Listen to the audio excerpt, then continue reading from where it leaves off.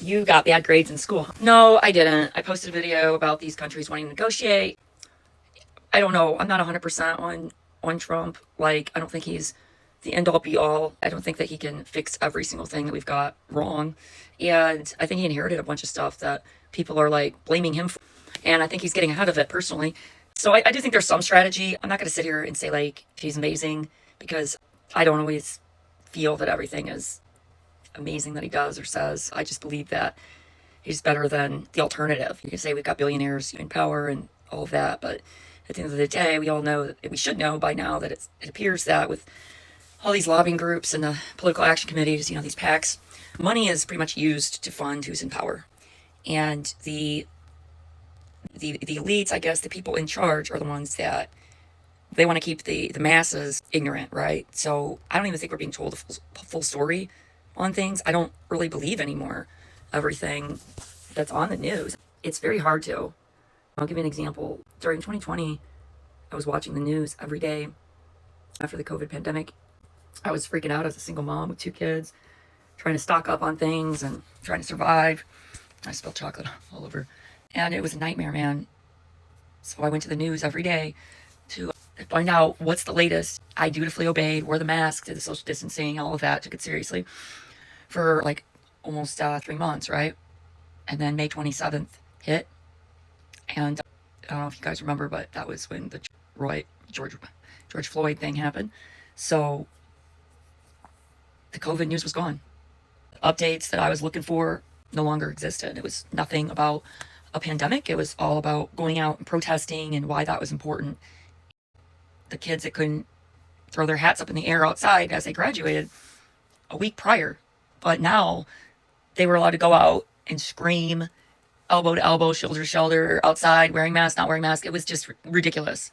What happened to George Floyd was horribly sad, to see that on camera and everything. So, I'm not condoning any of that. But after that, I saw nothing about the pandemic on the news. The news cycle had turned to the racial solidarity and the social injustice. That's when I realized they don't care about the pandemic. This is just what's trending right now. So you have to look at everything from that lens, to be honest. The people that have money, the people that are in power, they're in power because nothing's changed.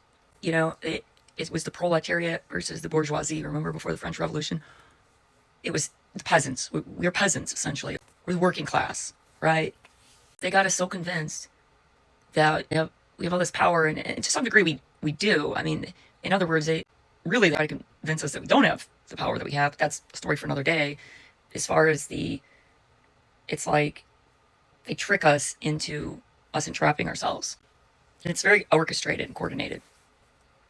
If the news outlets are all screaming at you and social media screaming at you, one thing, to get you to have an emotion then brings you to react.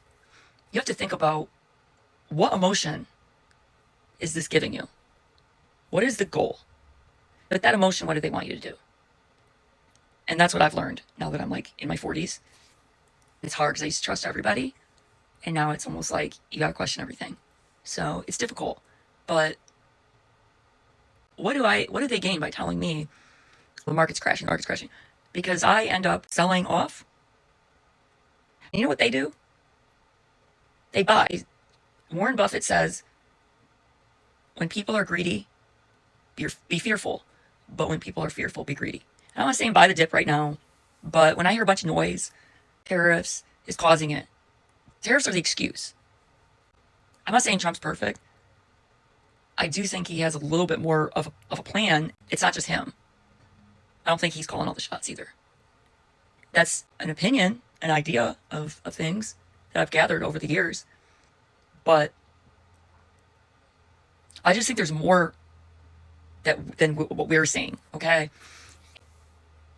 When I see things are bad, like I'm seeing consumer spending down, things returning or whatever, businesses, a year and a half ago, I didn't hear any talks of recession or any of that. Their economy's strong. So what is that? What happens? People are buying, and they're ballooning it all up to a bubble. And then the people that are in the know are taking profits. And It's manipulated. If they're at no one's talking about buying gold. Gold had been going up. Now I'm a little nervous about gold.